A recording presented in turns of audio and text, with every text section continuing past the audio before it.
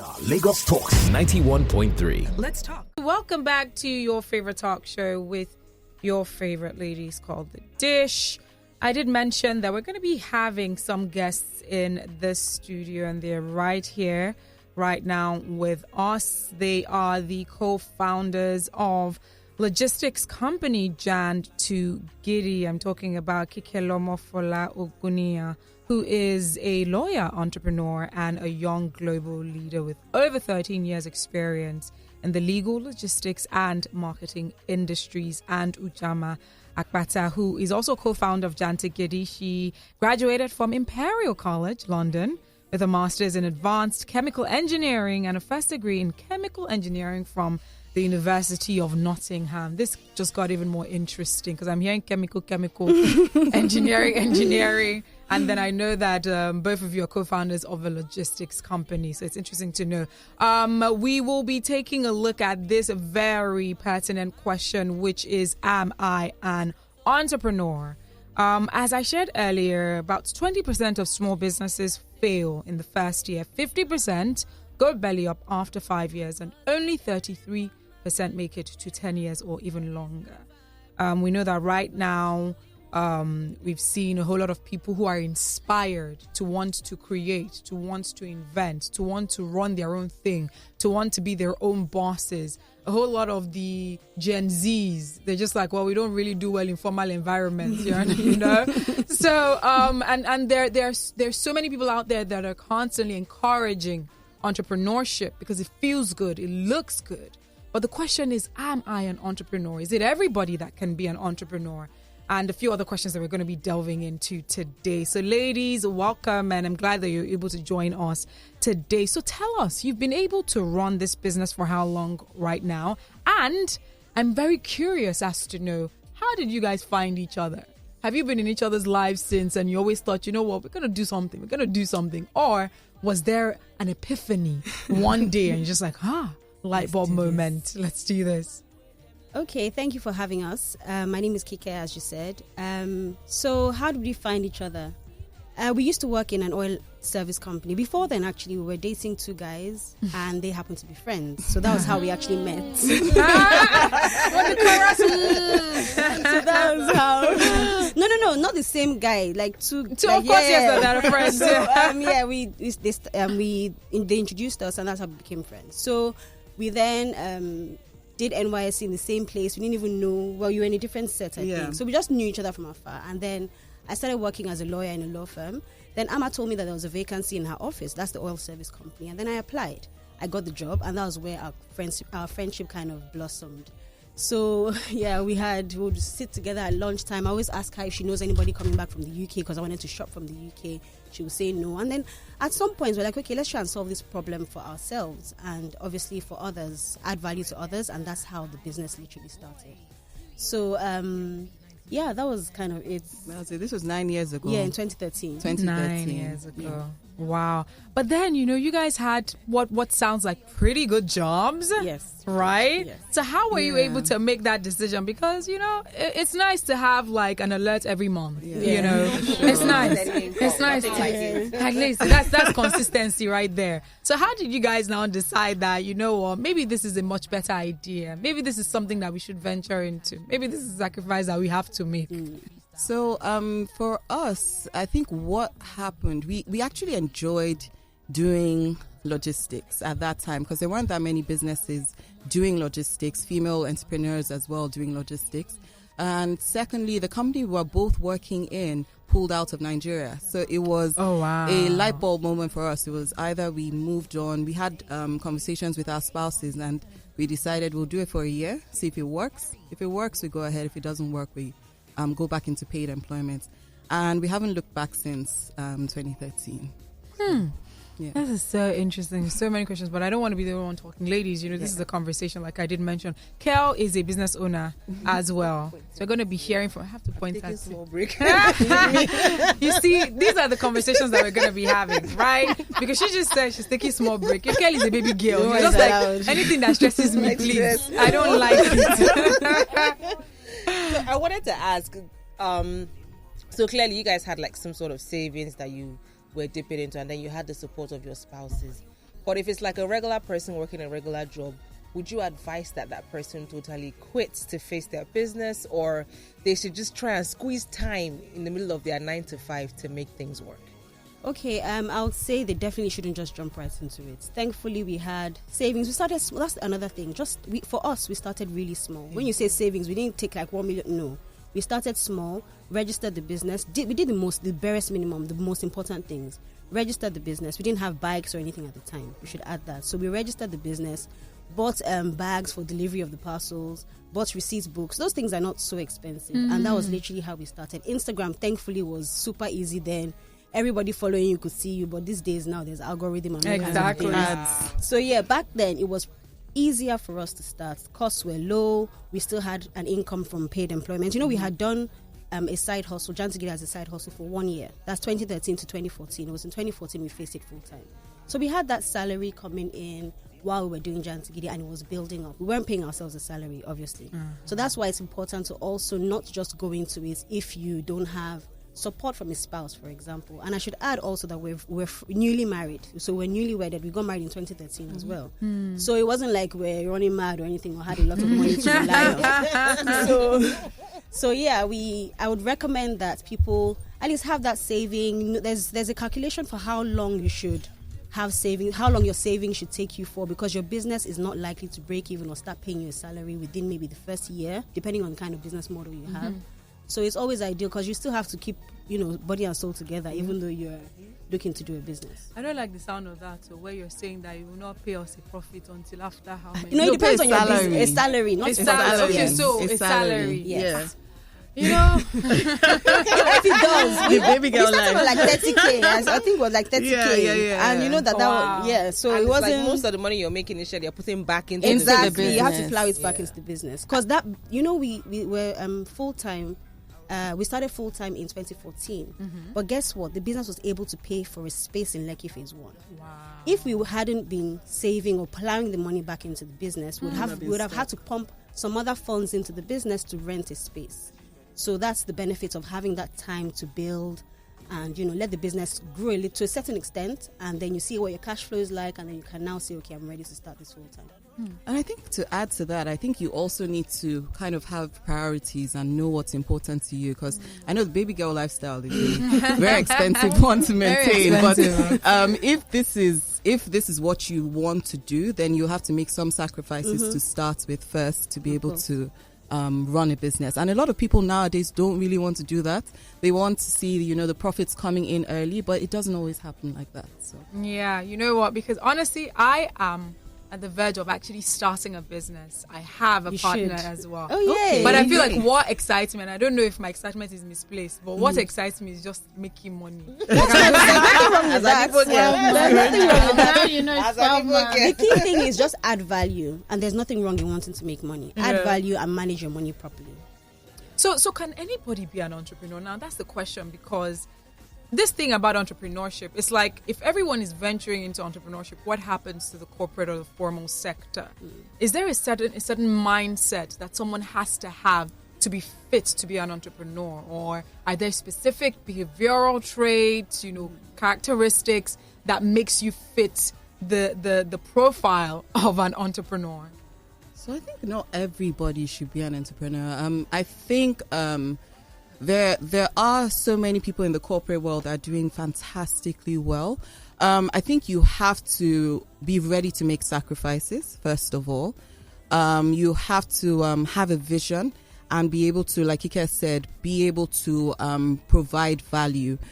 You also need to be a little bit stable financially, so have some cash that you set aside. You can be an entrepreneur on the side and then have a full-time job, but going into it's not for the faint-hearted, because a lot of people think that when you run your own business you have a lot of time to yourself, but it's the complete opposite. You're working 24/7, and I think our family can testify to that. You're always working, because the thing is, if you fail, there's nobody else to look at but yourself. So you have to be ready for that. Be ready for failure. Be ready to have doors shut on you. So you have to develop a very thick skin, especially working in Nigeria. Nigeria is not a joke. I mean, Twitter didn't come to Nigeria. So for very serious reasons. So it's not the easiest place to do business in. So if you don't have a thick skin, I would not recommend it at all. Okay.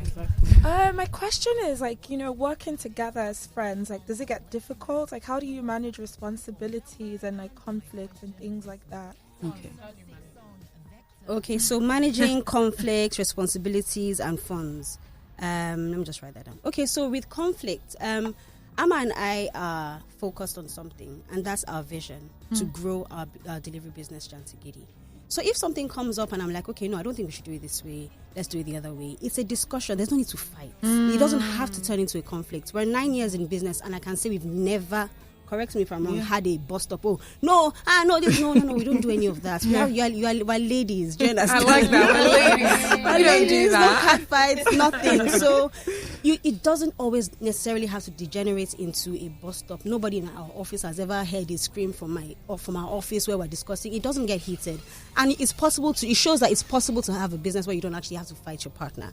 Now, when it comes to responsibilities, from the beginning, I kind of had my strengths and my weaknesses. So did Amma. So I'm a lawyer. I'm better at writing, corporate writing, email templates, marketing the business, while Amma, as an engineer, is good with numbers, which I completely hate. So there's that balance. And we kind of bring both sets of skills together. And where we don't have skills, we can outsource. Somi Solutions is here as a fantastic, because we have no idea about media, but Somi Solutions is here. So there you go. That's how we kind of match responsibilities. And then when it comes to the one about funds, we're very, very, very, very strict when it comes to our funds, because we have a proper structure in place. We don't touch the company money, so we have different bank accounts. The company has its bank account, Amma has hers, and I have mine. We're on a salary. You would never see Jand2Gidi's account showing hairdresser saloons or whatever. It would never happen. It would actually never happen. Well, the only thing we can say is our entitlements that are pre-agreed are ours. And we have a finance consultant who also checks our books. So it's not just about doing business and being an entrepreneur. It's about doing it properly. Yeah. These things, I believe, are what has helped us stay in business for this long. Aside from our fantastic Jand2Gidi troopers, who we need to give a shout out to. And our staff, our wonderful staff. Yes, and the office. Listening as well. So that's another part staffing.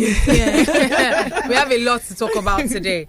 But before getting into that, because you had mentioned, when you're talking about finances, you were like, the type of structure that you've placed has enabled you as a company to grow, to ensure that you guys are not necessarily taking out funds for things that are not beneficial or profitable to the business. Yeah. How did you come up with that structure? Was it a series of trial and error? Did you already have in mind how or what structure was going to work for you guys?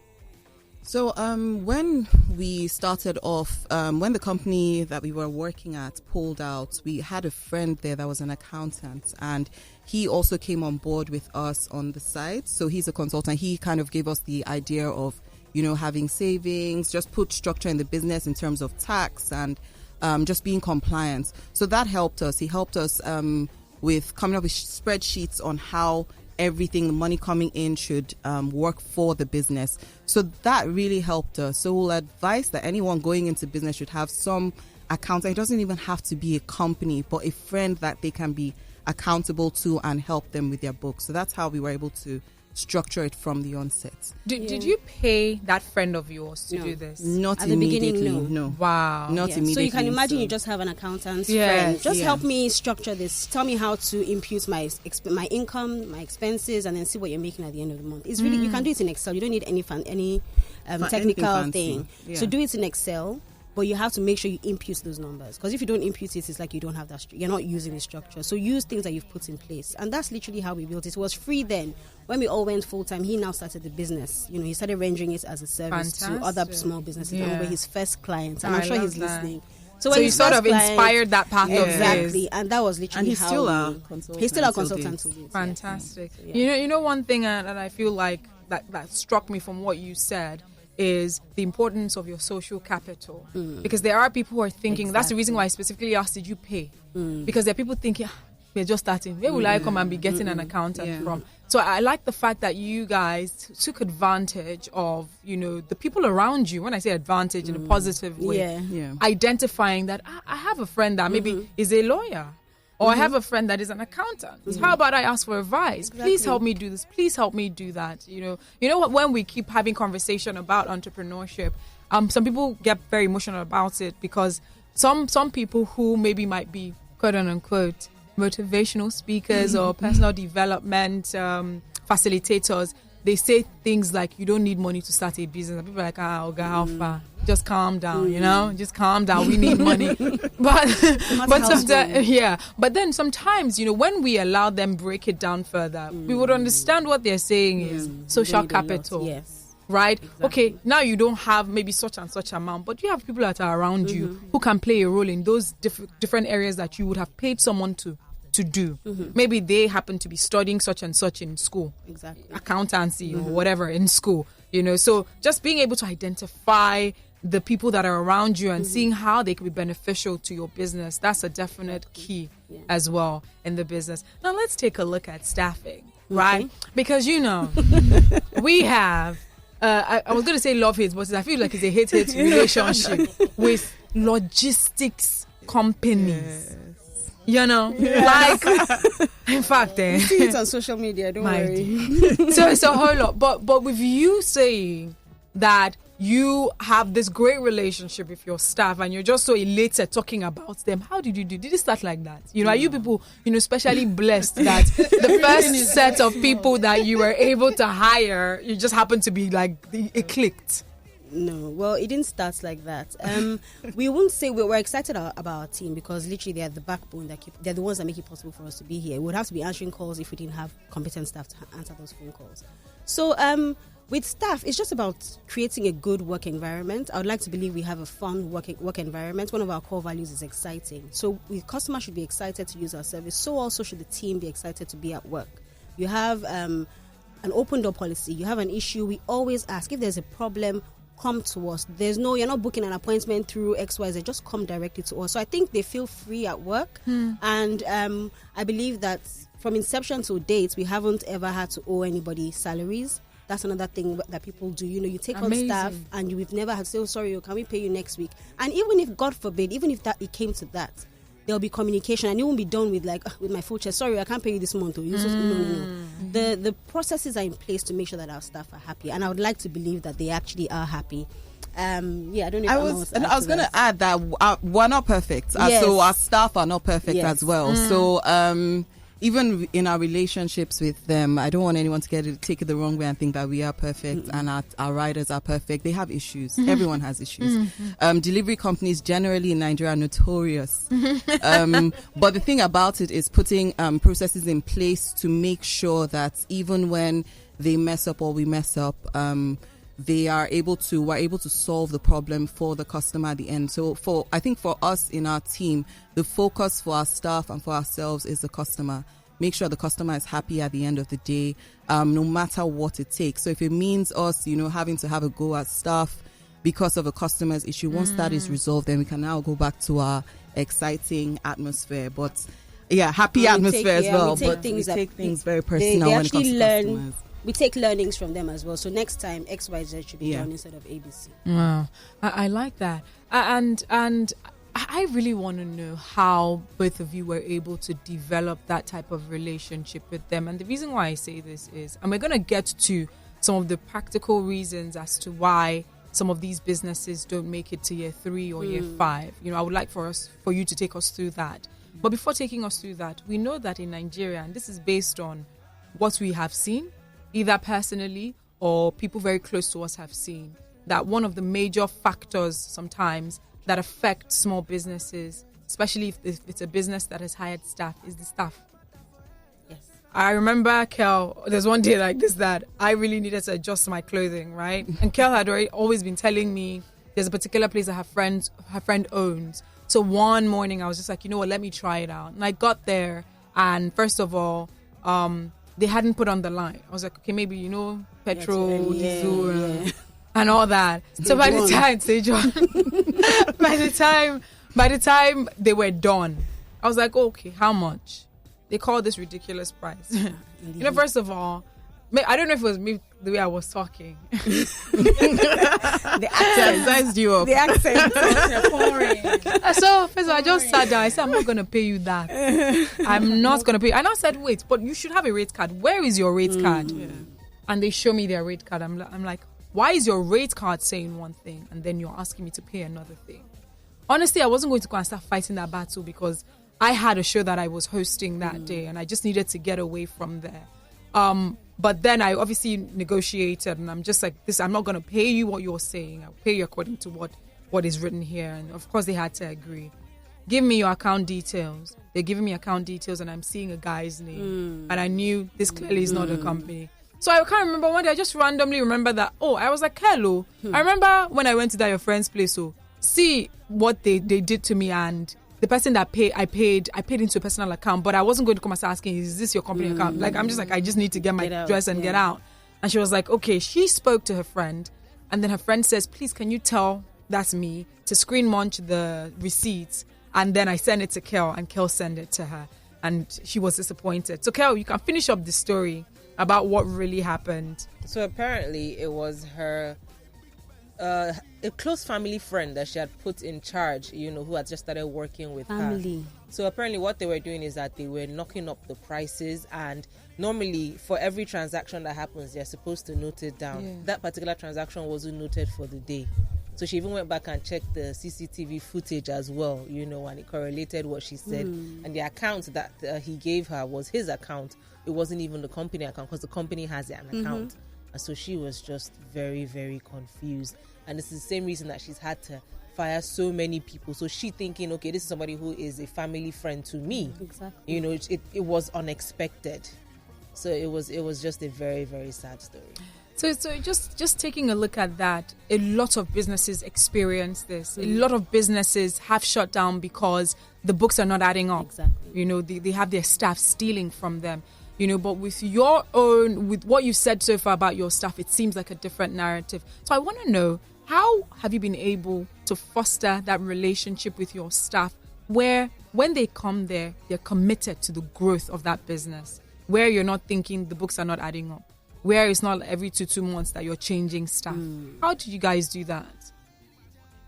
I think what we had to do was put processes in place to make sure that everything that comes in, so if a customer walks in, it goes through a process. The customer you have to raise an invoice for the customer.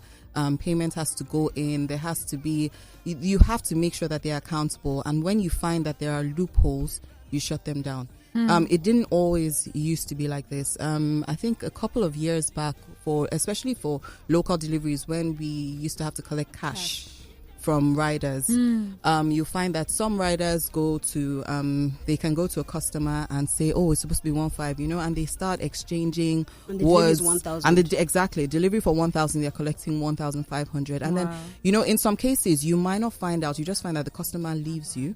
But in some, we were lucky enough to have customers that we knew that were using the service that contacted us and said, oh, look, your rider said this is 1,500. I thought it was 1,000. And then you would, with incidents like that, we now started putting in stopping things like cash, collecting cash from customers. All payments have to be made into the company account. The rider has to give you a full record of everywhere he went to get it signed. At a point we had an app where we could actually see where the riders were. So trackers, just to see where the riders are. If you are spending, and the thing is, you can't catch everything. You can't. There will always be loopholes, but as long as you can find them and nip them in the bud, it would save you a lot of stress. So I think things like just having your books in order, being able to make sure that customers have a rate card. Don't just, we find sometimes, you find some delivery companies, you say, oh, I want to send something to Akpata. They're now guessing. You shouldn't be guessing. You should have a rate card that the customer can have access to, that's on a website or is on your WhatsApp status, so that the customers can see. And if, for some reason they're like, oh, this is not what you guys advertise, they can refer back to it. So that's one way I see. I don't know, I'm sure Kike has some I think that's it. Yeah, just being open and just making sure that your account details, that's the thing about having a proper business account. So if you come into my business and you just give me a personal name, I would know that Jand2Gidi cannot be operating with a personal account. We never have. From inception, we had our official bank account. So that's another thing. Have a proper bank account. Sorry, quick question. So have you guys ever been robbed by staff? Like, delivery guys making off with your bike? Yes. Oh, yes, of course. How could I forget that? Even a van. Yes. A driver stole a van. Yes. A whole van. Thank God for insurance. Of course, Yes, we we did. recovered it. But we had insurance. That's the importance of insurance. We had insurance on the van and even the bike that was stolen. We got the money back. Yeah. But that van story we had saved over the years. I think it took us like a year to save for that first van. I was And then hoping was by like an pride. elderly guy, we trusted him and we're like, okay, Baba, exactly. He brought all his credentials now, Yeah, he had all the remember? credentials and everything. So we said, okay, take the van. We hadn't even branded it. We hadn't done anything. Take the van to the mainland for some kind of maintenance, and our staff was to go with him. The coordinator was to go with him, which he did. But the staff lives on the mainland. So while the guy was coming back to Lekki, he just thought, okay, let me just get down here now. There's no point in going to Lekki and coming back to the mainland. That's how in the evening. The security guy said he has not seen Mr. So-and-so. I was like, you say he has not seen who? Say what? Hey, God, that was how the panic started. We hadn't put a tracker, nothing. Because of trust. We've learned our lesson. But we had insured it. We had insured the van. So thankfully, he called prayer. This guy called us in like 2 weeks. No, at least 2 weeks. Because we had to We go had to already police started station. police matter and everything. He now called back that he's in Bariga. We said, you are in where? We sent Just a rider send somebody immediately. there. A dispatch rider went to him.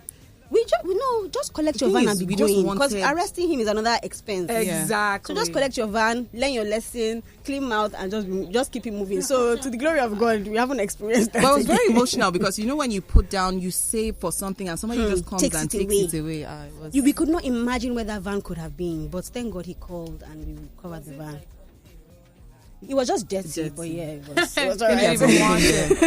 All right, in case you are just tuning in, this is still the dish, and we have two guests in the studio, co-founders of Jand2Gidi Logistics, Ujama and Kikelomo. We are talking about entrepreneurship. The question really is, am I an entrepreneur? And they are taking us through setting facets and very pivotal tips and points that we have to know in line with entrepreneurship. If you want to be an entrepreneur, or if you're already an entrepreneur, are there things that you've been doing wrong? Are there things that you need to do to be better at it? If you have any questions, please feel free to join the conversations. If you have your own story to tell, please feel free to join the conversation. Give us a call, 0809-234-5913, 0809-222-0913, 01515-0913. Lagos Talks, good afternoon. What's your name? Hello, good afternoon. This is Bahomi. Good afternoon. Welcome. Let's hear your question, Bahomi. Okay, actually, anybody that is into logistics, that person is a superman or superwoman. I'm telling you, it's not an easy at all. Thank you. In any, because I run a business and I use dispatch riders, and the kind of, I've used more than 10 dispatch companies. One story or the other. This one, they insulted the customer. This one, they collected the goods and they did not deliver within 3 days. And this one, at a time, I have to okay, let's get a bike. Got a bike, employ somebody. The first delivery that the guy took by 6 a.m., he made the first delivery by 8:30 p.m. I kid you not. 8:30 p.m. What were you doing since morning? Apparently, this guy used it to register with another company and collect a full day supply. You understand? A full day delivery. He will do a first delivery by 8 p.m., 8:30. Somebody received by 10 p.m. That bike is still in the backyard now. You understand? So, it's not an easy thing. So, please, you guys are doing well. And please, also have to beg. Whenever you have a delivery and you cannot deliver, that you contact the customer so that they will not come back to the person that they got the item from. Contact the person. You understand? Yes, please. Let the delivery company contact the customer and say, we are with your package and we are not able to deliver today. We'll deliver it tomorrow. Indeed. All You right, understand? Bayomi. That is just a plea. All right, thank you Thank you very so much for your take. You can also join the conversation via WhatsApp 0809 234 5913. You could call that WhatsApp line or you can send a WhatsApp message as well. Lagos Talks, good afternoon. What's your name? Good afternoon. This is Don Baba. Dan Baba, welcome. Join the conversation, please. Please, I want to ask the people in your studio, what is the requirement, as in the document that a dispatch right should have before applying Lagos Road? Because when people are talking about how these guys delay, I know some of them do wayo. They do their own job. When you ask them to do something, they collect delivery from other people too. But what they go through in the hand of, I don't know if they are local government, those boys on the road, police, and not. Sometimes I have to stop to help these guys, especially on that Osborne road. Yes. They used to arrest them, delay, waste their time. Some of them spend hours there. So those are the challenges, some of the challenges. Secondly, you people used to give them targets because these guys, one Jabajanti helmet that they wear, they don't mind to run all the kilometers. They run, they are always in the hurry, and when they hit your vehicle, forget it. They don't wait. Some of them, they are always aggressive. Customers are putting pressure. Sometimes when you try to block them, they pass you, they'll hit your motor, bam. No one come out. So please try to address all these things. Thank you. All right, thank you very much. Thank you for the question. So I'll say that, well, at Jand2Gidi, our riders are well trained, first of all. They don't use the whole of the speedometer. But at the same time, we have to balance it because a lot of the time, customers, these guys don't want to kill themselves. But a lot of the time, customers have put pressure on these guys. They want to do same-day delivery. And that's the goal, same-day delivery. But, of course, it has to be done in a safe manner. Safety is key at Jand2Gidi, especially for our riders. They're exposed. Any little shake is an injury. Do you understand? Wow. So they're under pressure to deliver, but at the same time, for us, we do it in a safe way. And then when it comes to paperwork, that's just the environment we find ourselves in. You know what you have everything, but still you are stopped. Still, there might be extortion. And you want to just do everything you can to leave that place to avoid delaying your customers' parcels. A delay of 10 minutes can lead to the loss of a customer. It's as simple as that, because if you have that delay of 10 minutes, things just keep happening and the day just ends up being... It's like a domino effect. Exactly. It's a domino effect because offices close at 5. Some close at 4. Yeah. Somebody might say, oh, today I'm leaving my office at 2 o'clock. I'm traveling. So, there's so many pressures from inside. The coordinator is calling the rider. The customer is calling the coordinator. The last mile people on the road, the regulators on the road. Sorry, not last mile, sorry. The regulators on the road that is stopping these guys. So there's a lot of pressure. But at the end of the day, once you have hardworking, honest, and diligent riders, you're guaranteed at least some level of success. When it comes to the paperwork that's required, we actually started a platform called Logipreneurs on Instagram when we turned 5 to help others that are coming up in the industry. So to know what kind of bikes to buy, paperwork you require, the kinds of rules and regulations you should have for your rider so that you yourself can go to bench. What do you call that page? Logipreneurs. So it's logistics entrepreneurs. So Logipreneurs. Wow, that's so brilliant. It's on Instagram, So when we turned 5, we started that platform. So we have online courses, how to start and run a successful parcel delivery company. Wow. Sorry, there's this Lekki logistics company, as in I'm so tempted to say the name. Their rider said, I'm outside your estate gate from 10 a.m. to 6 p.m. Saturday. Played with my life, my heart. I couldn't do anything. Madam, I'm outside finally. Hey, madam, I don't know, it's like your estate, is the color? I wanted to cry, but then I think I'm going to text them today. They should go to Instagram to your page because that rider was just. The other time I was even telling him, I come here, why you shout? I'll go. I was like, you go, and I really needed that. When they sense the desperation, sometimes they take advantage of that. But it's also key to give feedback because for us, we might think, everything is fine until we actually hear from the other side. So sometimes we call around our customers, just let us know if you have any if you've had any negative experience, because of course, as Amma said, we are not perfect. Let's know if you've had any negative experience so we can work on it. So that customer, that company that did that to you on Saturday, I think it's important for you to let them know and let them have feedback. What I say, I can't So hear that's you. lack of structure. Why is her Thank boyfriend you. picking up her work And then she phone? That's the Madam, you hear difference. her in the background. Madam, they're coming now. They're coming. The guy will say, what's she saying? Okay, so that's just a different I just situation. got into the wrong kind. I will never try. All right, Francis is saying and he's saying this via WhatsApp, the painful part of being an entrepreneur is people copying you and everything you do. Many of my last year customers are now my competitors, and they copy everything that I do, That's including intellectual rights. People don't think, they just copy. Francis, we're on the same page. In fact. The same situation. A customer now is our competitor, and it's fine. The sky is big. Oh, wow, the sky is actually interesting. large It's enough more for than one everybody. But customer. don't, yes, more than one person. But don't copy. Just do it. Stay in your own lane. And just be inspired. In fact, the other day, somebody sent me a picture of a post. Said, "Oh, I thought it was Jand2Gidi that posted this, but it's so and so logistics company." I was like, he said, the design just looks exactly like what we would have created. And I'm like, I'm tired of, I can't complain. Let's just look for, you just think of how to set yourself apart. Be innovative. And there would always be 2 steps behind you. So you go ahead, before they catch on, you've already maximized, and you're just creating a name for yourself. Just don't be distracted by the copycats. It's very frustrating, but just don't be distracted by copycats.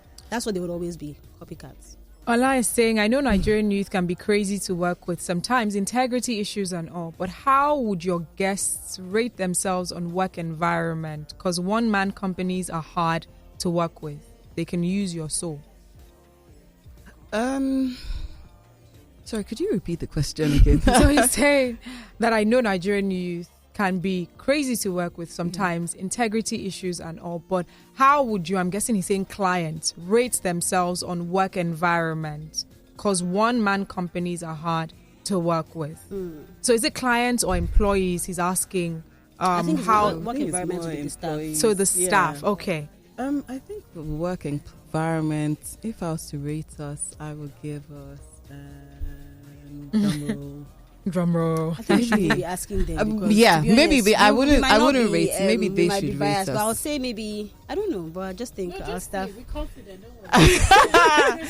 Work environment. I think everybody. I think 8. they're fun. Yeah. I think 8 because it's yes, we're serious when we want to be serious, and then we are also playful as well. So in terms of integrity with youth, over time, the thing is, people get the impression that everybody in Lagos is bad in terms of staffing. We have had the bad ones, but you do find the good ones. And when you find the good ones, it's very important to keep them.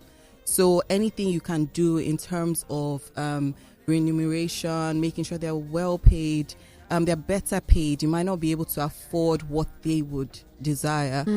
Make sure they are comfortable, make sure they are happy, check in with them, listen to them. Listen to their feedback and challenges as well. I think if you put those things in place, your staff would stay and they wouldn't find the need to steal from you or do things that they know would harm the business or harm you as an individual. So I think it's both ways.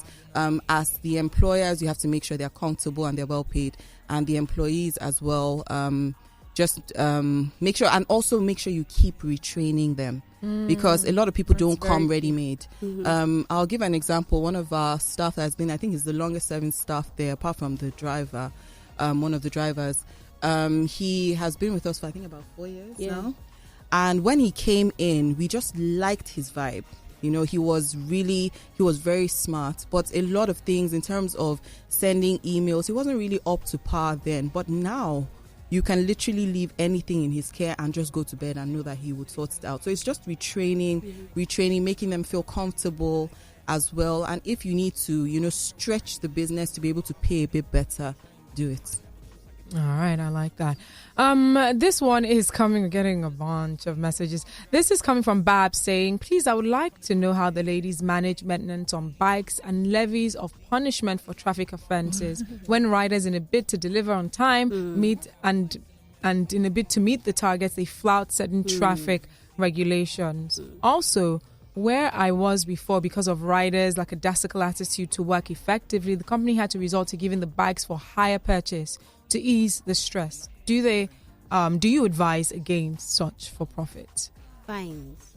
Against what? giving Okay, out the So- bikes. Okay, we don't actually have that arrangement in place, so we can't really comment on the leasing thing. We don't have any experience with leasing. Okay. But when it comes to fines, penalties, it's pre-agreed. That's the thing about penalties. You already know the list. You're not in complete uniform. You switched off your phone you already know what you're going to pay. As long as it's pre-agreed, it's not just okay because I'm in a bad mood. Okay, come and pay 2,000. No, that's not how it works. It's pre-agreed. You already know what you have to pay, and you pay it when you flout the rules. And the key thing is, if you are arrested for being in BRT lane, for example, there's almost no need to call the office because nobody's going to come to your house. In fact, we'll come to pick up the things from your box, and then you are there. Do whatever you want to do with the regulators because you know the rules. BRT lane is a no-go, and you're not a spirit. You'll be seen. So those kinds of things, you just have to let them know that. Don't bother calling. Just let us know that I'm out, or where are you? Okay, we send an alternative rider to pick up our goods. So our priority at that time is to deliver those parcels same day as promised to the customer where possible. So I don't know if she had another aspect to the question. No. He did ask about the hire purchase one, but you're saying you're not in a position to actually respond to that. So this is interesting. This is coming from Justin. He's saying big ups to the ladies from Jand2Gidi. Tell them Justin says hello. Hi, Justin. He was on our course a few years ago. That's what he said. Yeah. And he said that my business is 3 years now, and I can say it's totally worth it. Thank you, Justin. Well done. That's amazing.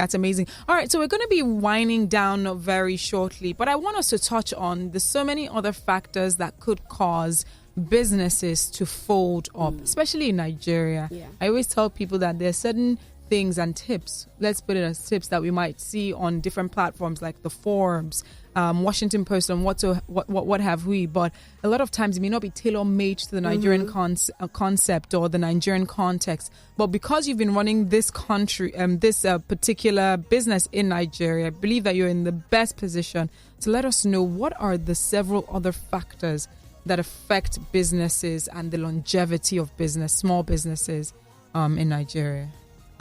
First one for me will be structure. Yeah, if your company cannot run without you being there, then you don't have a business. If you have to be there every time to answer the customer and speak to customers, respond to emails, then it's not going to work. Wow. Step-by-step processes. It will take a while to do it, but once you have it written down and you've trained your staff on it, then the business can run without you.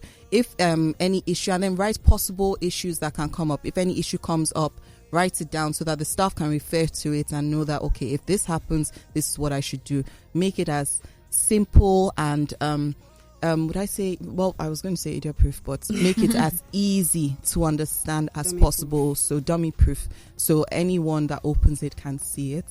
Make sure your money and your business money are two different things. Keep them separately and treat them separately. Make sure that there is you have integrity, especially working in our Nigerian climate. It's very easy for you to budge and do things you shouldn't do, especially in logistics. Very easy for you to have a business because we do imports from the UK, US, and we deal with high value shipments as well. If you don't have the kind of staff or the kind of team that you know will not pick things from your box, then it's a waste of time because you'll constantly keep getting customers things missing. Have insurance. It seems like it might seem expensive, but it is not expensive at all. Make sure you get insurance. In fact, when you lose that asset or you are robbed, that's when you see what the expense is. So get insurance on your building, on your property, or any of your assets, and also on your staff as well. Have insurance on your staff's lives, especially if you're into logistics.